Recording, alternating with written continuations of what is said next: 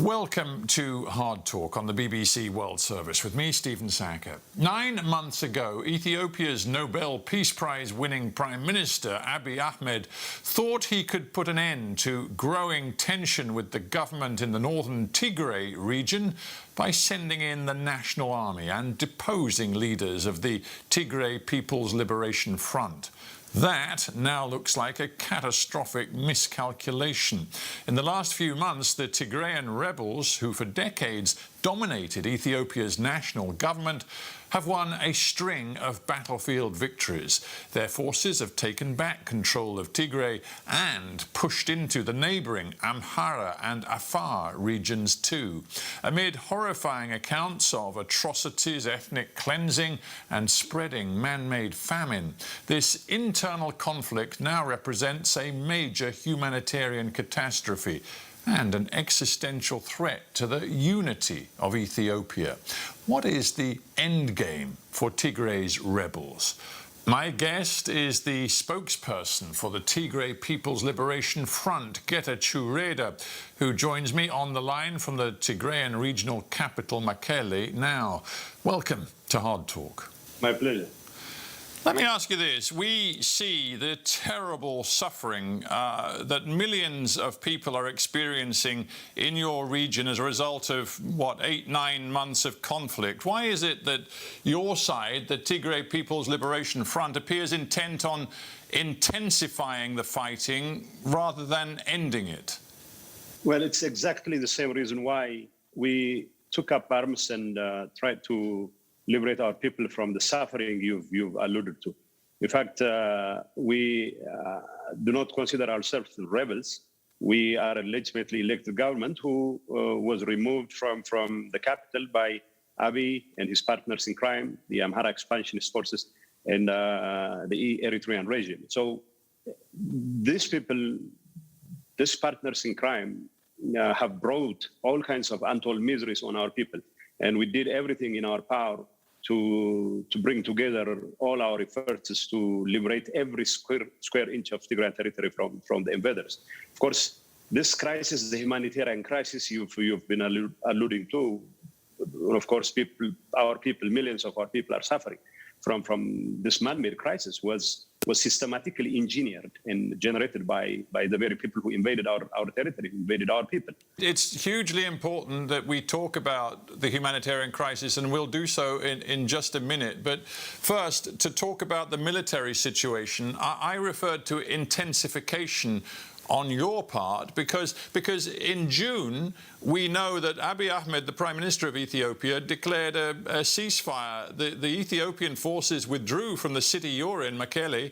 You claimed a victory, and he said that his forces would stop fighting. But since then, your forces have pushed beyond Tigray's regional borders into Amhara, into Afar.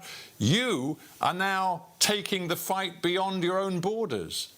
Look, we have not yet liberated a significant part of Tigray. The western part of Tigray is still in the hands of either Eritreans or Amhara expansionist forces, as well as federal ANDF forces.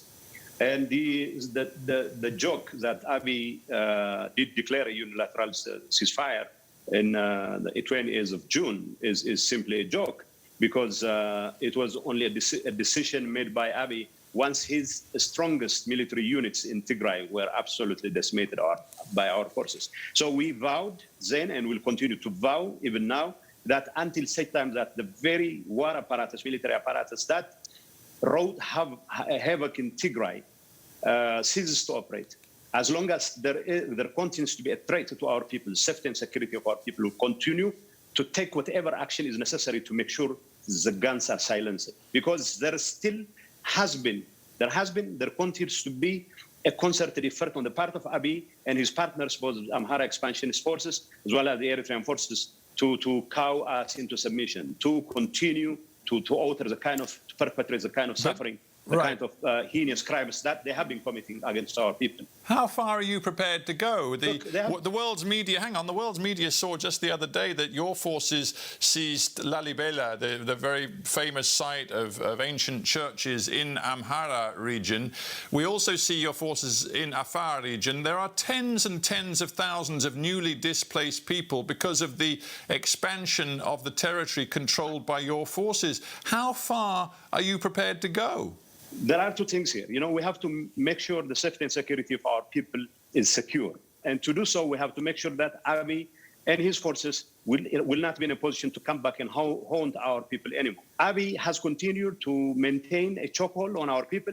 He has cut off communications, he has cut off electricity, he has cut off access to humanitarian aid, and he wants us to continue what he has failed to achieve in the war front, to continue through the kind of siege he has imposed on the people of Tigray. So we have made it abundantly clear that until such time that such a siege is lifted and that our people are back to normalcy, that no amount of security threat continues to be posed against our people by those Eritreans or Ethiopians or the Amhara expansionists will continue to take whatever action is necessary. So to be clear, let's keep this as concise as we can. To be clear, you're saying that as things stand right now, you have on your side, that is the TPLF side, Tigrayan People's Liberation Front side, you have no interest in a ceasefire right now. We have made it abundantly clear that we will agree to a ceasefire, a negotiated ceasefire, as long as the conditions we have put forward are met. These conditions have nothing to do with additional infrastructural facilities on Abiy's part, no additional arrangements on the federal government's part. It's about switching on telecommunications. It's about switching on banking services. It's about switching on electricity. This does not require any amount of effort on Abiy's part. He switched off those services. I understand you're saying that the Ethiopian government and its allies must open up all of the services, the communications, the supply routes into Tigray as a precondition for ceasefire, but the U.S. government, never mind the Addis government, the U.S. government is saying that another immediate, urgent precondition for a ceasefire must be you withdrawing your forces from Amhara and from Afar regions. And I want to know if you're prepared to do that. We're not prepared to do that. While we understand where the Americans are coming from, while we understand the kind of exerted effort they have, the kind of concerted efforts they have exerted on behalf of our people, we are very grateful to that. But we totally beg to differ when it comes to withdrawal of our forces back to Tigray, because we still have to liberate every square inch of Tigray territory. The West is still in the control of Amhara expansionists, the Eritreans, and the federal forces. Second, we don't have any security arrangement which will ensure that Abiy, with his declared intention to commit genocide in Tigray, will not come back and unleash the kind of suffering he had perfected into an art form the last 9 months. I'm listening very hard to what you're saying, and when you accuse Prime Minister Abiy Ahmed, whose ruling party, let us not forget, did win a crushing majority of seats in the federal parliament just a couple of months ago, when you accuse, I consider that a joke. Well, you say it's a joke, but when he is accused by people on your side of genocide, I'm wondering whether you're really saying that there can be no peace as long as Abiy Ahmed is still in power in Addis Ababa. Is that what you're saying? I don't care if he sticks around in Arat Kilo, but what I care more about is whether he is in a position to threaten the safety and security of our people anymore. Whether he stays put in Arat Kilo is a totally different story. Ethiopians are entitled to pick their own leader, and if they want to maintain Abiy Ahmed as their leader, even if he presides over the disintegration of the nation, that is the least of my problem at this point. Hang on, Abiy Ahmed isn't their leader, he's also your leader. You are an Ethiopian. I respectfully disagree. He's not my leader. I didn't take part in the elections. And I would you do not live in a separate state called Tigray. You live in Ethiopia, and Tigray is one region within Ethiopia. Yes, I live in Ethiopia, but I live in a territory which we, thanks to the struggle of our people, have liberated from the chokehold of Abiy Ahmed. Except that he wants to extend his chokehold through other means, because he happens to control the switch in Addis. But that's your agenda, is it? It's separatism. What this is really all about, it's important people around the world know this, is that you are seeking entire separation from Ethiopia. You no longer regard Addis Ababa and Prime Minister Abiy Ahmed as legitimate rulers of your country. No, I don't consider Abiy Ahmed as the legitimate leader, not only of Tigray, but also the Oromos or even the Amhara. So as far as we're concerned, it's separatism to the extent that there is a tendency of separatism in Tigray, it's imposed on us. It is because Abiy and his partners in crime caused the kind of suffering which no one in their right mind could have imagined would come from a government that considers them its own. So, to the extent that there is a tendency of separatism, I don't think this was something we willfully pursued. This was not something that was part of our agenda. It still is not part of our agenda, but we have to make sure that our people have their right to self-determination, and they should have unfettered access to the full exercise of this right. Whether Abiy is considered a legitimate leader by the rest of the world is of no relevance as far as we're concerned. When I hear you use this kind of language, I then read what Abiy Ahmed said to Ethiopians just the other day. He said that he was calling up all able-bodied civilians who could serve to join the military. He said, we need to, quote, halt the destruction of the treasonous and terrorist TPLF organization and the machinations of foreign hands once and for all. So you talk of separatism. He describes you as treasonous and terrorist.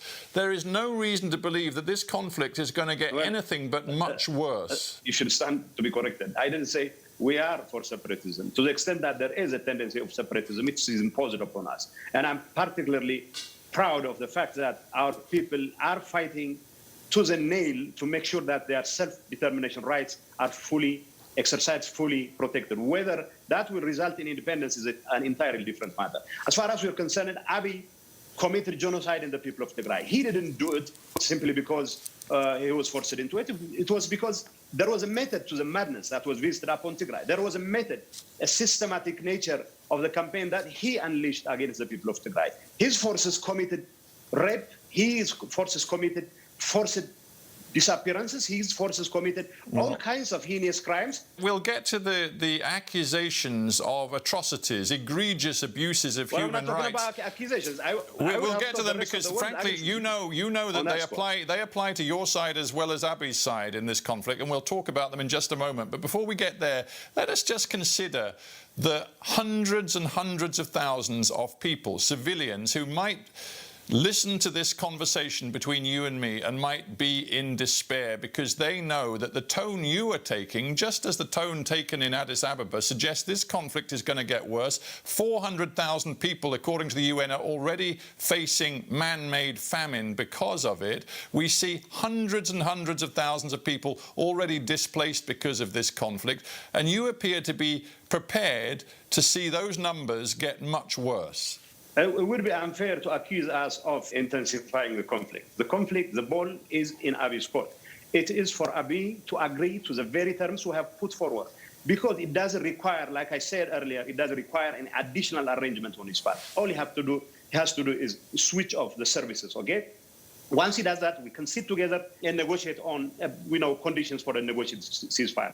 He wants us to continue to maintain his chokehold on our people. He wants us to continue to bombard our people. He sends divisions after divisions simply because he has claimed that he has declared unilaterally a ceasefire. Doesn't mean it was indeed a ceasefire. In fact, his call to arms to the entire civilian population of Ethiopia is another form of calling on genocide against the people of Tigray. We've discussed Abiy Ahmed, and you've used your accusations many times. Let's move on.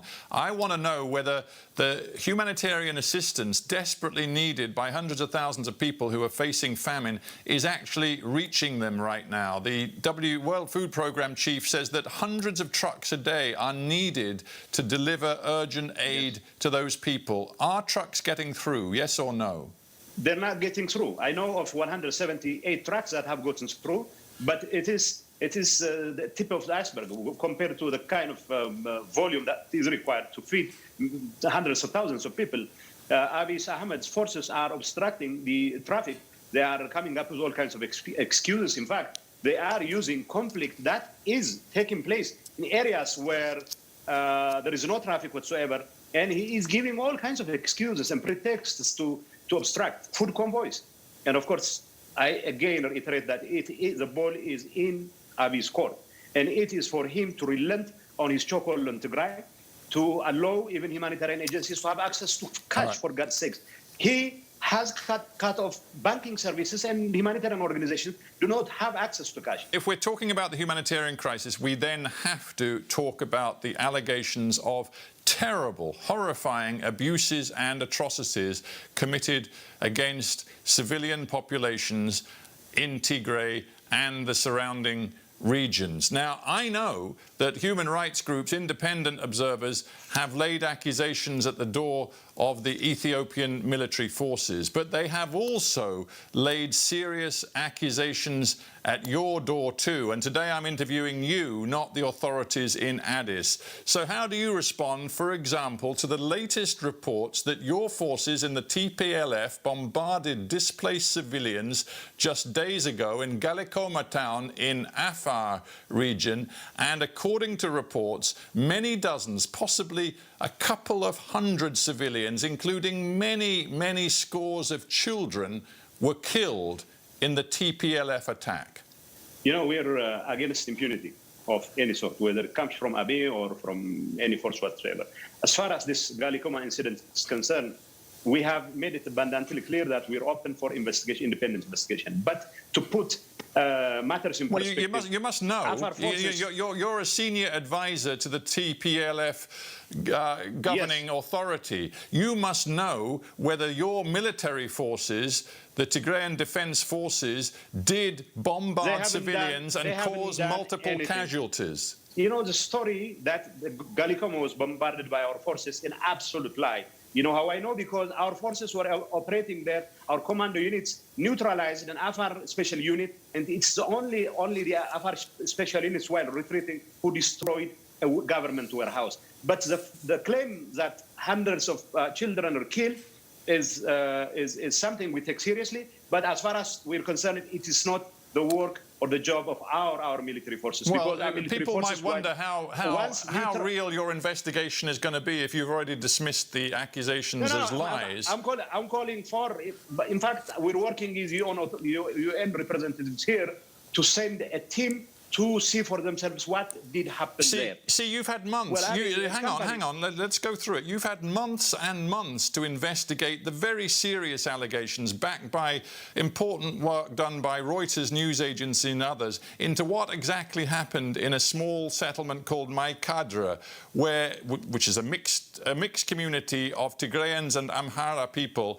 And according to multiple eyewitnesses, Tigrayan youths working alongside TPLF forces shot, stabbed and killed hundreds of Amhara civilians. You've had months to investigate that. You tell me what you found. You know, we still are open for investigation, even in the case of Maikadra. As far as we know, we're not in a position to even fill.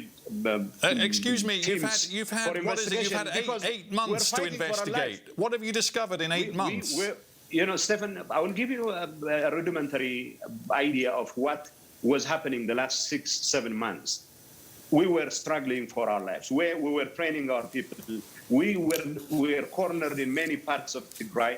And of course, we had to come back and reassert ourselves. We still are open for investigation. But, you know, the story about Maikadra is a story of advertising. You keep saying something 1,000 times over, and you end up believing it. Because we were cut off from media. We were denied of any access to communications, and every story that was churned out by Abiy Ahmed ended up becoming a reality. Simple question. Are your forces using child soldiers?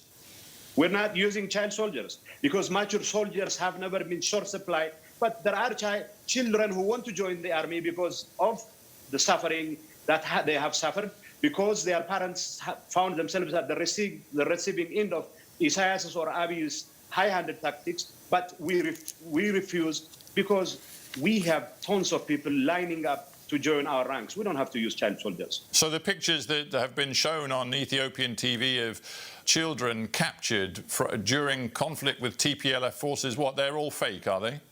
They're fake because Abiy's forces are not in a position to even take prisoners because they are retreating towns after towns. They have already abandoned practically half of the country. And they would have you believe that they have prisoners. How could they have prisoners? They are simply rounding up helpless children who are returning from Saudi Arabia or helpless children in many parts of Addis Ababa who are eking out a living, selling all kinds of commodities or doing all kinds of errands, and then parading them on TV as prisoners of war. That's an absolute lie. Let's talk about the future. Right now, as we've discussed in this interview, your forces are fighting in Amhara, they're fighting in Afar, you're fighting Eritrean soldiers who are on Ethiopian territory, and of course you're fighting the Ethiopian National Forces as well. You've just, as I understand it, signed some sort of military alliance deal with the rebels in Oromo. It seems that you want to fragment Ethiopia, to foment fighting on multiple fronts across Ethiopia. Is it your desire to tear apart your own country? No, it's not our desire to tear apart the country. Even if we were to decide to become independent, we still want the rest of Ethiopia to be intact. I'm not saying we are fighting to become independent, but I wouldn't rule that out because the tendency on the part of the population is that probably it's not a good idea to stick around. But the point is, we are doing the most responsible thing under the circumstances. The OLF, whether it is considered terrorist by Abiy or not, that's secondary, is playing a significant role in a significant part of the country. And we are also reaching out to other political organizations, political entities, who would have one way or another to contribute to the continuity of the Ethiopian state. I find your answers very interesting, and to be honest, I also find the way you just looked rather, you gave me a smile when you talked about your alliance with the rebel forces in Oromo. I'm just wondering, when one leading analyst says that there is a real possibility, a real possibility of genocidal violence in Ethiopia, and it is increasing week upon week, do you agree with him?